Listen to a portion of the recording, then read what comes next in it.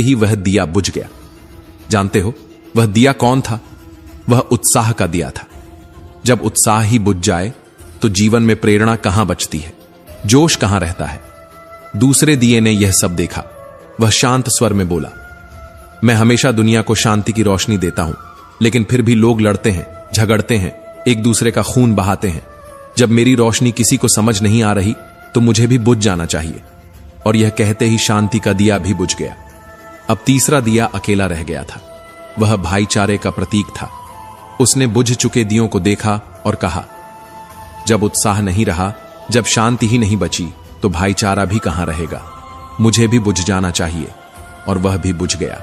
अब केवल चौथा दिया जल रहा था। वह था एकता का दिया।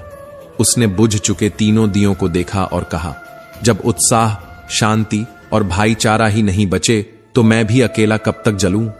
और यह कहते ही एकता का दिया भी बुझ गया। अब चारों दिए बुझ चुके थे। घर में अंधेरा छा गया था। निराशा ने हर कोने को घेर लिया था। लगा जैसे अब कोई उम्मीद बाकी नहीं बची। लेकिन तभी एक हल्की सी रोशनी दिखाई दी।